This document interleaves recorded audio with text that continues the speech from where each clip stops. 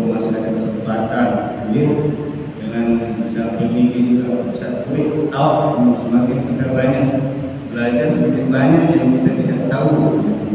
Jadi Anda merasa tahu luar beriman ayat dari Imam itu harus selalu tahu karena kita merasa pintar luas tidak begini karena kita jarang duduk di majelis-majelis seperti ini.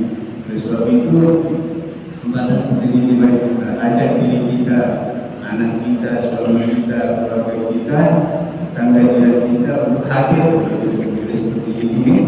Terus Anda barang yang terbang paling bagus, paling pintar ini berikan kepada kita terus selalu nanti barang kedua paling kena nanti kedua tengah lain dan batu selengkap barang salah kita tidak pernah mendengar orang lain di mana itu namanya ilmu yang diterima oleh orang lain. Sebab itu semakin banyak kita duduk pada seperti ini, semakin banyak kita mengetahui dan semakin banyak yang kita tidak tahu tentang Allah ini. Kita sudah sembahyang doa selain mantap secara tapi namanya bersedekah doa masih banyak yang berbeda. Yang perlu kita duduk seperti ini. Pada sedikit enak masa kesempatan selalu kalau yang diterjemah orang susah sempat apa musibat naik ya Allah yang terjemah bayar dari mana jadi kami kita Allah kita enggak musuh saja karena pelajaran mana dalam kubur berarti masyaallah seperti itu kita pelajaran sebab itu mari kita saling ajak dalam cara pelajaran seperti ini. Sebab itu ada kesempatan ada beberapa orang dan ada kesempatan memberikan apa namanya pelajaran kepada kita. Sekarang seperti ini mari kita lakukan dan sebaik-baiknya pada beliau. Assalamualaikum warahmatullahi wabarakatuh. Bismillahirrahmanirrahim. Assalamualaikum warahmatullahi wabarakatuh. Waalaikumsalam. Innal hamdalillah nahmaduhu wa nasta'inuhu wa nastaghfiruh wa na'udzu billahi min shururi anfusina wa min sayyiati a'malina wa akhlaqina. May yahdihillahu fala mudilla lahu wa may yudlil fala hadiya lahu. Asyhadu an la ilaha illallah wahdahu la syarika lahu wa asyhadu anna sayyidana wa nabiyyana Muhammadan abduhu wa rasuluhu la nabiyya ba'dahu. Allahumma shalli wa sallim ala sayyidina Muhammadin miftahi rahmatillah adada ma fi ilmillah salatan wa salaman daimaini bi dawami mulkillah wa ala alihi wa sahbihi adada ma wasi'ahu ilmullah amma ba'du. Bapak Ibu jamaah Masjidul Yaqin yang dimuliakan Allah, mengawali kajian kita pada malam hari ini, marilah terlebih dahulu dan tidak bosan-bosannya kita bersyukur kepada Allah Subhanahu wa taala atas segala nikmat dan karunia-Nya kepada kita semua, baik nikmat kesehatan, nikmat kesempatan, nikmat taufik serta hidayah, dan nikmat saat paling gede nikmat iman dan Islam, sehingga di malam semakin ini yang berhubung sabi dapat bersama-sama hadir meringankan langkah kaki, berkumpul bersama di dalam majelis ilmu, satu majelis yang begitu istimewa, satu majelis yang begitu mulia, satu majelis yang apabila suku dengan istiqomah berada di dalamnya, ketika ia wafat nantinya, ketika roh berpisah dengan jasad nantinya, maka ia di sisi Allah Subhanahu wa taala termasuk di dalam kelompok orang-orang yang wafat, orang-orang yang meninggalkan dunia dalam keadaan syahid. Di dalam satu hadis Rasulullah sallallahu alaihi wasallam pernah menyebutkan salatun ya'simuhumullahu ya'simuhumullahu min adzabil qabr. Ada kelompok golongan yang mana tiga kelompok golongan ini Allah Subhanahu wa taala ia pembebasan dari siksa kubur. Dinarak dia mampu siksa di dalam kubur, yang ia dapatkan hanya nikmat di dalam kubur ini. Mana kelompok yang tiga ini? Rasulullah SAW sampaikan saat pertama asyhadu, mereka orang-orang yang wafat dalam keadaan syahid. Syahid yang dimaksud niki bahasa para ulama muhadditsin syahidul akhirah, dengan saat wafat secara syahid akhirat. Ia lebih kelompok syahid akhirat ini salah satunya mereka yang istiqamah di dalam ilmu. Dek mesti kembilinan yang ngaji, lalu tetap rajin istiqamah hadir ngaji, dekat kembilinan dek pegedengan, maka tetap dihitung di sisi Allah termasuk orang yang syahid akhirat. Maka ia terhindar dari yang namanya siksa kubur. Ini keistimewaan pertama, kelompok pertama yang mendapatkan keistimewaan tersebut. Saat kedua wal muadzin, para muadzin, sehingga berbuat ini gembira, bahagia.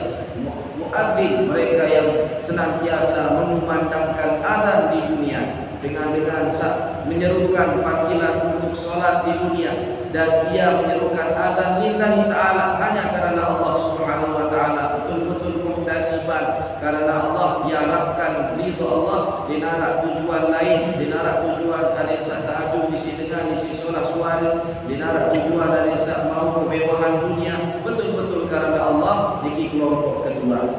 Saat ketelu wal mutawaffa yaumal jumu'ah aw lailatal jumu'ah, dengan saat beriman wafat dalam Islam dan wafatnya nika jelu atau lek malam Jumat.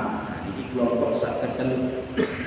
Ustaz arah ni yang terlalu beli tua bilinan kemudian jalur maghrib tahu malam Jumat langgaran mati berbikin, apakah termasuk dia mendapatkan keutamaan terhindar dari siksa kubur itu? Bahasa para ulama, in adzabahu, seandainya Allah memberikan siksa, adzabahu sa'at, dia hanya diazab, hanya disiksa saat, hanya sesaat saja, sebentar, sejam, tidak lebih. Kemudian yang qatik, terputus siksa itu hatta yaumul qiyamah, hingga datangnya hari kiamat. Ketika wafat dalam keadaan iman Islam, meskipun ahli maksiat, lagu bilinan di malam Jumat atau jelo Jumat, berdasarkan hadis Rasulullah SAW, salah satu keutamaan yang Allah berikan, terhindar ia dari siksa kubur. Di kuburnya bareh ketika hisab, dia lain cerita, malik terperiksa benuan maksiat, benuan taat. Hanya saja keistimewaan yang Allah berikan, ia terhindar dari siksa kubur. Sehingga bau terkejar.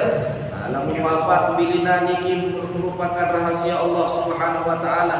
Lamun jadi muadzin dik selapuan salah suara, dik selapuan dengebah, maka yang bisa paling cepat untuk yang perlu kejar dengan cara syahid yang kita kejar dengan senantiasa istiqomah di dalam majlis ilmu. Mudah-mudahan hadir yang perlu ini Allah catat, Allah jadikan sebagai tambahan amal, tambahan bekal, dan menjadi bentuk syukur yang perlu nikmat-nikmat yang Allah berikan, sehingga Allah tambahkan nikmat itu untuk kita.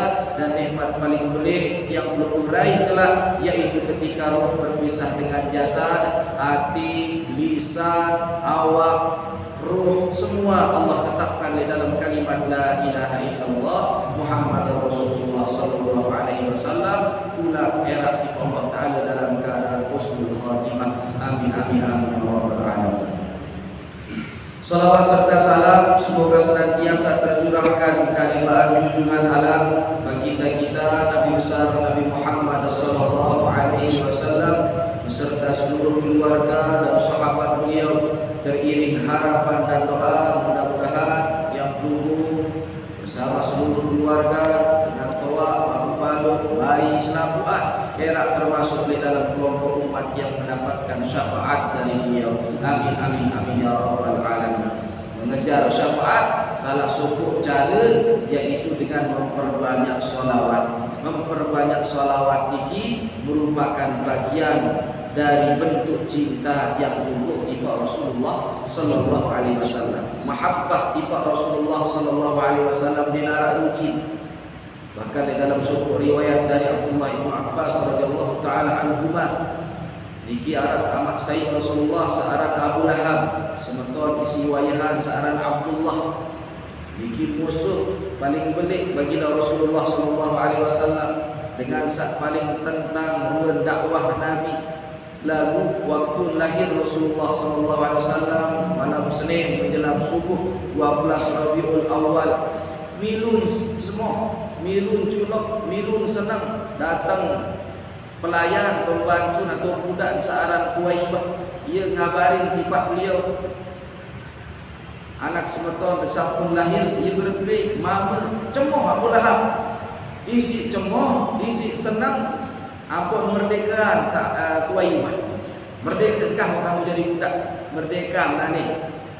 Senang Abu Lahab niki Allah tetap ingat, sehingga siksa Abu Lahab, siksa kubur tetap Allah ringankan fi kulli ithnainin. Dalam kitab Diyaul Lami niki tersebut maka lebar Barzanji masih tamat kisah niki untuk menunjukkan kepada tiang peluput bahawa mahabbah rasa cinta tipe Rasulullah sallallahu alaihi wasallam tidak sia-sia. Allah pasti ingat. Abu Lahab doang sak musuh Rasulullah SAW karena senang bahagianya ketika malam lahirnya Rasulullah SAW.